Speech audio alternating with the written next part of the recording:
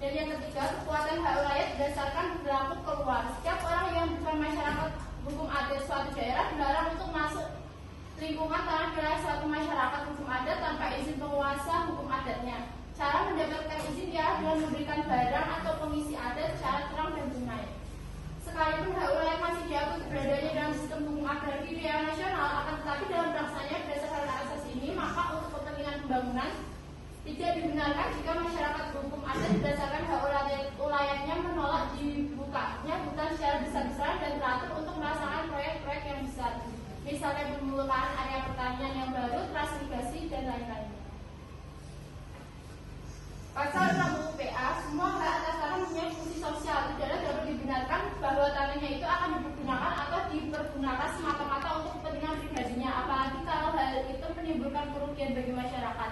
Penggunaan tanah harus disesuaikan dengan keadaan dan sifatnya daripada haknya hingga bermanfaat bagi kesejahteraan, kebahagiaan yang mempunyainya maupun bermanfaat bagi masyarakat dan negara. Tapi dalam pada itu ketentuan tersebut tidak berarti bahwa kepentingan perseorangan akan didesak sama sekali oleh kepentingan umum atau masyarakat. Undang-undang Pokok Agraria memperhatikan pula kepentingan perseorangan.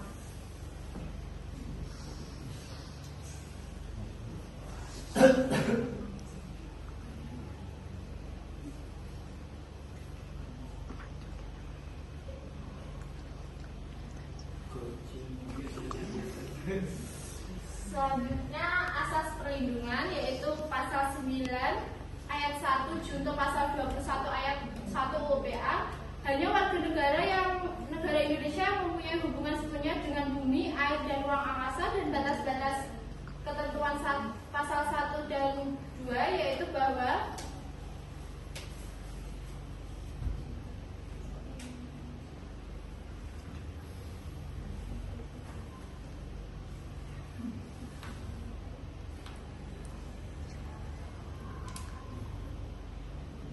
orang perseorangan atau badan hukum dapat mempunyai hak atas tanah untuk keperluan pribadi maupun usahanya.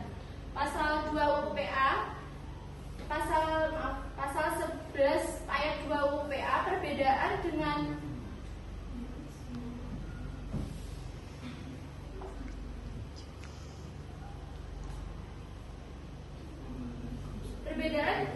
dalam keadaan masyarakat dan keperluan hukum golongan rakyat di mana perlu dan tidak bertentangan dengan kepentingan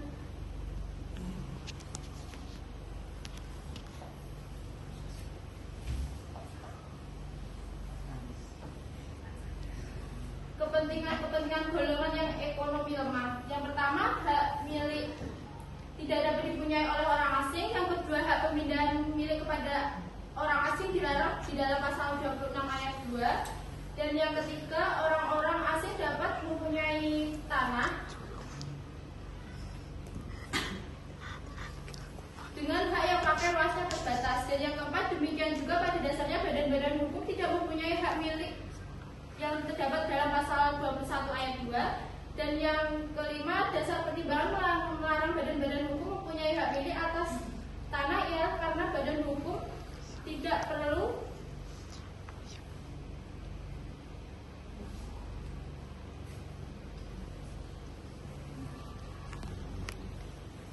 mempunyai hak milik, tapi cukup hak-hak lainnya. Dan yang keenam,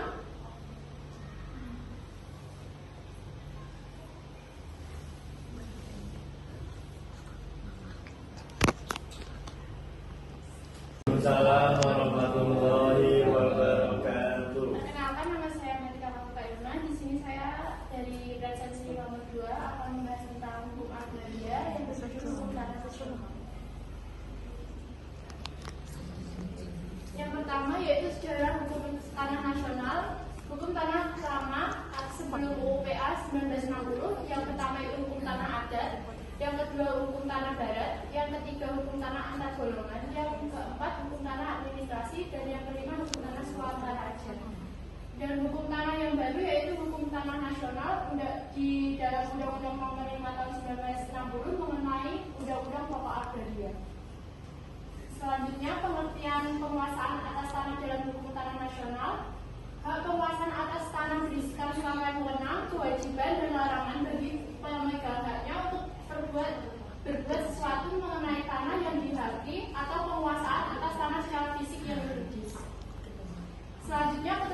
ketentuan pokok hukum tanah nasional, yaitu yang pertama hukum tanah negara tertulis dalam Kitab Undang-Undang Hukum Perdata, yaitu KUH Perdata, dan hukum tanah adat yang diunifikasi menjadi hukum tanah nasional yang terdapat dalam Undang-Undang Nomor 5 Tahun 1960 tentang Peraturan Dasar Pokok-pokok Agraria atau UPA. Yang selanjutnya yaitu politik hukum pertanahan nasional. Apa tujuan dan sarana yang hendak dicapai dan digunakan negara untuk pertanahan nasional ini, yaitu terdapat dalam pasal 33 ayat 3 tentang Undang-Undang 1945. Bumi dan air dan kekayaan alam yang terkandung di dalamnya dikuasai oleh negara dan dipergunakan untuk sebesar-besarnya kemakmuran rakyat. Selanjutnya, sarana yang digunakan negara yaitu terdapat di pasal 2 junto pasal 15 UUPA.